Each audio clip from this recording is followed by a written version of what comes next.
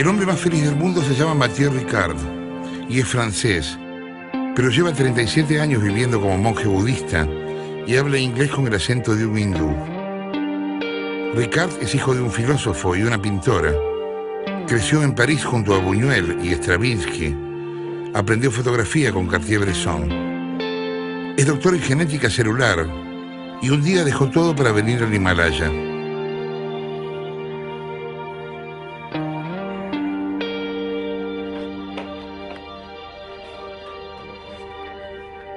¿Se es más feliz cuanto menos se necesita?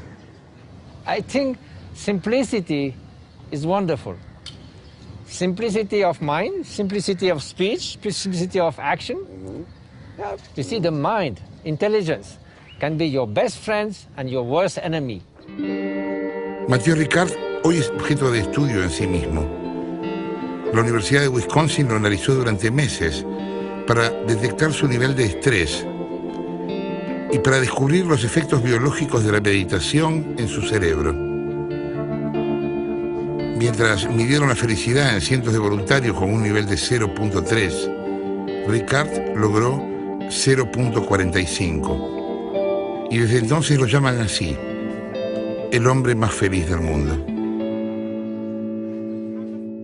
People sometimes so complicated, hope and fear, rumination inside, so much trouble. It doesn't mean that you are stupid, but that means you don't fabricate your own problems.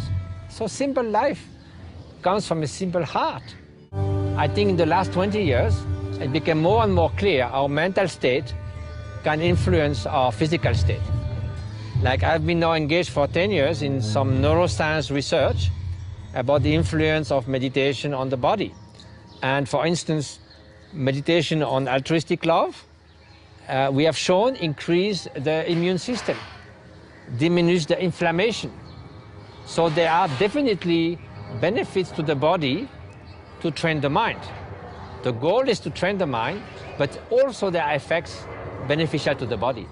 Meditation means to cultivate, to transform the mind, to go from mental confusion to awareness, to wisdom, to get rid of the mental poisons. That's the goal of meditation. Beginning, the mind is like a wild monkey, never stops, always jump, crazy. And slowly, slowly, more calm, more clear, still very, very vivid. It's not dull, but clear, and not swayed by all the thoughts all the time. Becomes like sky, and then you can grow compassion, you can grow altruistic love, focused attention, understanding. So there's a process of gaining stability and clarity.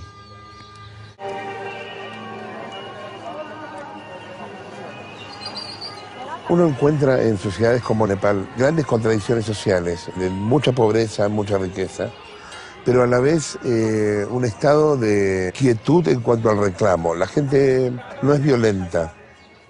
¿La religión en ese caso funciona como catalizador de esa violencia? ¿Evita que esa violencia suceda? At least in a Buddhist environment, like or in an Eastern environment, I think the people are trying basically, because it's less individualistic society, so there's less space for resentment. It's more based, the villages, the communities are more based on family structure, big families, or cooperation in the village.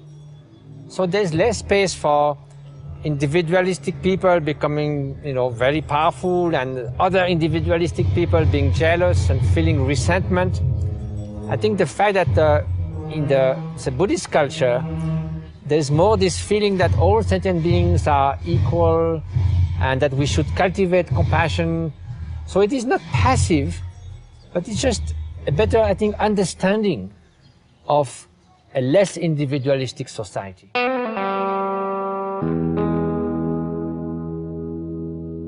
And the second thing, if there is more value to the inner values, the most respected people here are not the rich people. They are the most wise people. the spiritual masters. You don't feel jealous of them. You want to become like them. So therefore, if you see someone very rich, you are jealous because you cannot get that wealth. But if you see a spiritual master, you are inspired and you get his teaching and you can become like him. So instead of being jealous, you feel inspired by that person. So it's a different process. My things is, what brings me joy is to take care of 20,000 children with our humanitarian projects, to help 100,000 patients with our clinics. And besides that, I have one pair of shoes. One? And another one for inside. Two. Two. Okay, looks. I have no house, no land, a small room here, of course, I am welcome. I have a small hermitage in the mountain, but belongs to the monastery, so I'm free.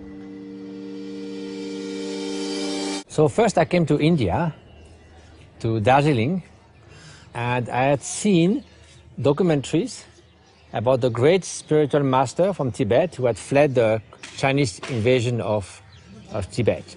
I was so impressed, I said, I must go and meet these masters. So I didn't know yet, I was out of curiosity, but after I met them, I realized they were really extraordinary people. So I went back and forth for many years, and after 6 years, I finished my PhD and I decided to live there in Darjeeling in India. ¿Y qué fue lo que lo decidió? Well, first it was the actual meeting with those very wonderful persons. But there was something about them, it is difficult to describe, about wisdom, about compassion, about this serenity, inner peace. They were the example of what they teach. Mathieu Ricard maneja proyectos humanitarios en Nepal, la India y la región del Tíbet. 16 clínicas y 7 escuelas que albergan 800 niños que viven como nómades en el Himalaya. Su ONG se llama Karuna Sheshen. Karuna significa compasión en sánscrito.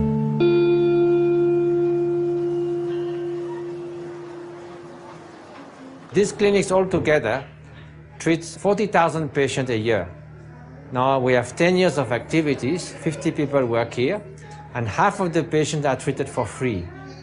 Namaste, namaste, namaste. So how is today? Little bit. Heavy? So what we try to do with the patient is to develop their capacity of sizing the present moment and just to enjoy the life whenever it's still possible for them.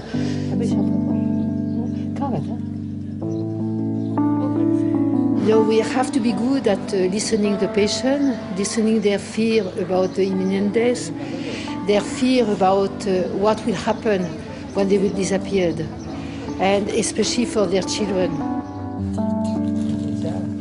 C'est ça. Ah ouais, elle vient d'où?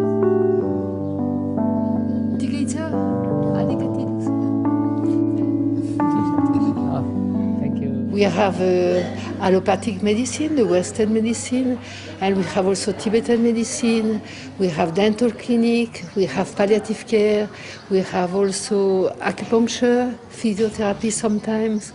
It's quite large possibilities for the patient.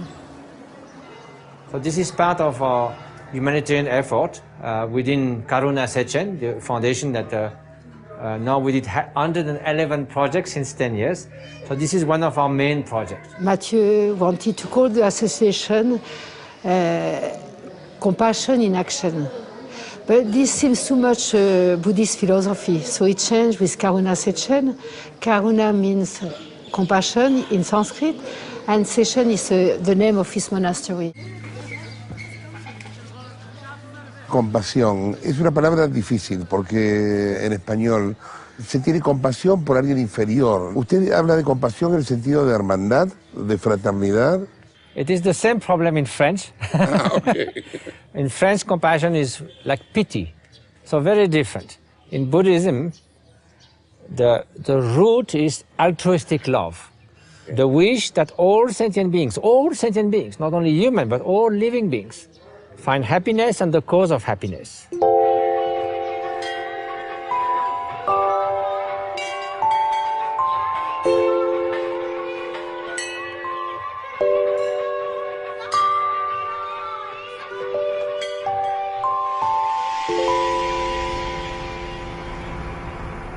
Compassion, also in English, has dropped so far out of our frame of reference that we think it means pity or feeling sorry for people, looking down on people in a gracious way. In fact, it comes from a Greek and Latin root, meaning to experience something with something else. That's to put yourself in other people's shoes. The golden rule: look into your own heart, discover what gives you pain, and then refuse under any circumstance whatsoever to inflict that pain on anybody else. Never treat others as you would not like to be treated yourself. Now, in the Buddhist tradition, the word translated compassion is karuna, and that implies an absolute positive determination to rescue all peoples from their pain.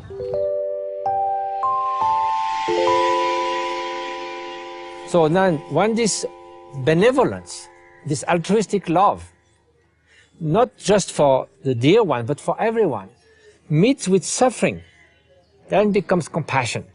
So it's very deep, because compassion wants to remove the deepest cause of inner suffering. Evil is just the mental toxin, mental poisons, hatred, jealousy, aggression, pride, arrogance. That is the real evil. There's no other evil than grasping to the self and having contempt for others, not having any consideration for the suffering and happiness for others. That's the evil. There's no something outside with hate, nothing like that. Inside, hatred, ultimate evil. ¿A qué le teme? Ignorance, hatred. I will be very fearful if I think that hatred will come in my mind. According to Buddhism, the stream of consciousness continues. So there will be different state of consciousness after death. But the thought of death is very important so that we don't waste any moment of this life already. Because if we forget that, say, oh, I can do that later, I can do that later, and then life goes. But if we think that, oh, that can come anytime, and every moment is so precious. Every moment of life is lived in the best possible way. Then at least no regret. Every living being, not only man, wants to be happy and doesn't want to suffer.